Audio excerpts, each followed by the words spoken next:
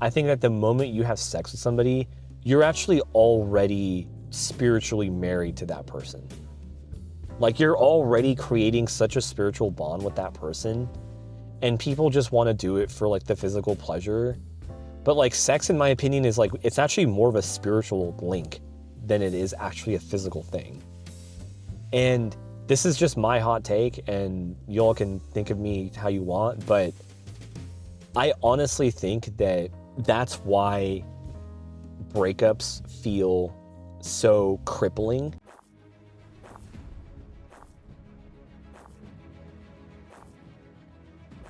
Things that you have to cut off to be set apart, and so that you can honor God in a better way.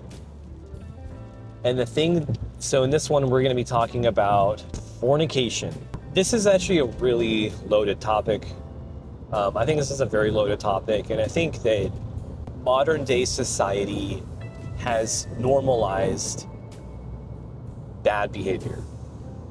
And I think people are realizing that. Like, there's something getting stirred up in people to signal to them to think that, yeah, maybe this isn't really the right thing to do.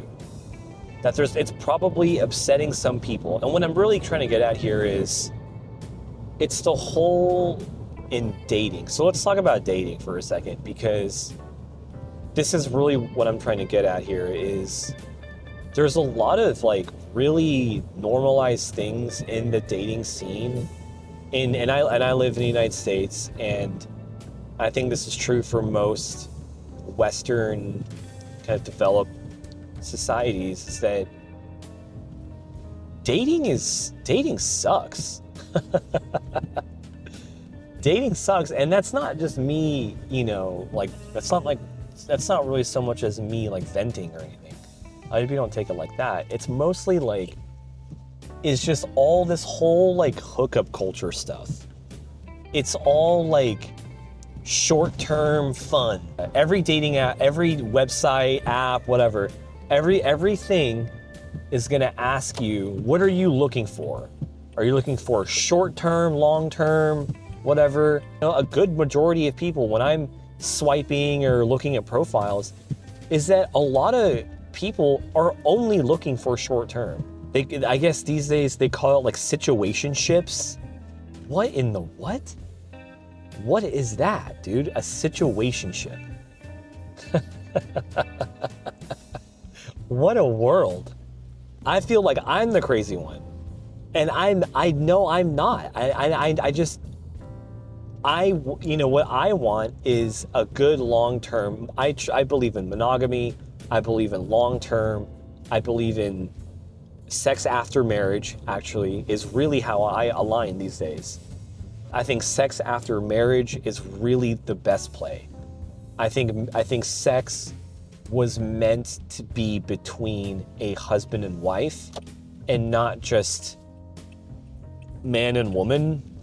And I think like the whole dating and relationship scene and everything about it, polyamory, I think it's ridiculous. It's normal. Oh, we're in this situationship. Oh, this and that. It's like, what does that even mean? Like, are you committed to people or are you not? Basically, man, I don't want to get too off topic when it comes to the dating scene, but like, what I'm trying to get at is, when it comes to fornication, I have to also talk about the realm that we're really in, which is the fact that don't feel bad if you feel out of place when it comes to the dating pool or whatever. When it comes to the current dating scene or whatever it is in most Western societies, it's twisted. It definitely is. I'm with you, man. If you're the one that's like, if you're like, you don't want to participate in it, and you look at it, you're like, yeah, that's kind of messed up and crazy, or it makes you feel a certain way, it's like, you're not the only one, man. You are not the only one. But yeah, man, no, dating is messed up. Like, you're not the only one. I think it's messed up too. I think it's messed up one night stands and what else do they call it? Oh, friends with benefits. Friends with benefits. Friends with benefits, dude. What are we doing? What are we doing? You know? What happened to a good what happened? What happened to that Christ-centered relationship? Where's that? Y'all just want to live your own lives, huh? You don't want God in your life and this and that, you know? You're gonna do it your way. I think casual sex is bad.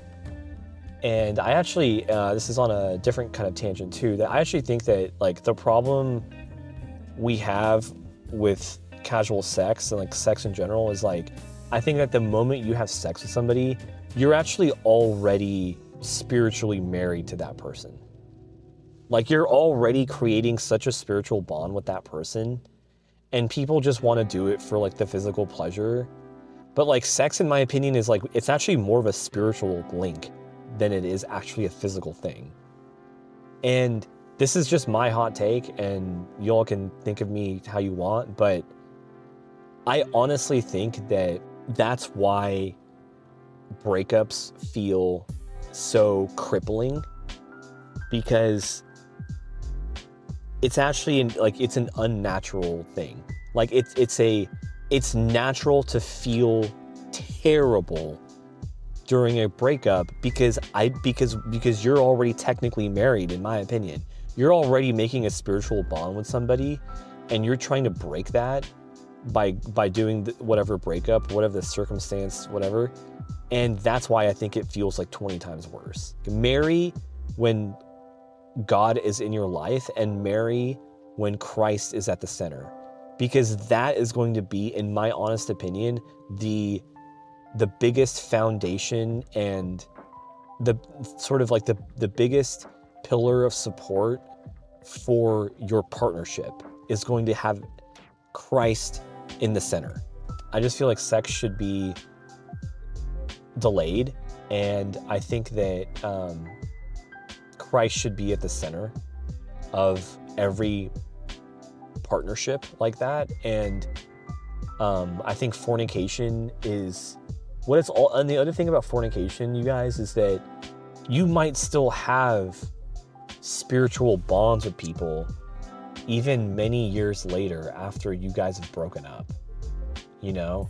And that's the other thing too, is like, it's this weird like weight on people's conscience, because you have all these people like hooking up. They're hooking up, they might be dating for a couple years, and then they break up, they hook up with another person, you know, they get with another person, and then, you know, they're with for like a couple years and they break up, you know, and then it's like you have people in their 20s that might have multiple partners. I think about like how many spiritual bonds and links do people still have with their past partners? Fornication is also like, it's a feeding of the flesh. When we're talking about being set apart and raising your spirit, fornication is essentially like you're feeding the thing that you're trying to fight against. And the more you do that, the more your spirit gets denied. You know, you guys have probably heard of that analogy with like the two wolves, and whichever wolf you give more time and attention to, and whichever wolf you feed is going to be the stronger one. Especially when it comes into the faith, man, I think that's everybody has those two wolves when it comes to the battle that we have in the inner battles that we have as people who are in the faith. Is like, how much are we giving into our flesh, and how much are we giving into our flesh, and how much are we feeding our spirit, or how much are we denying or feeding one or the other?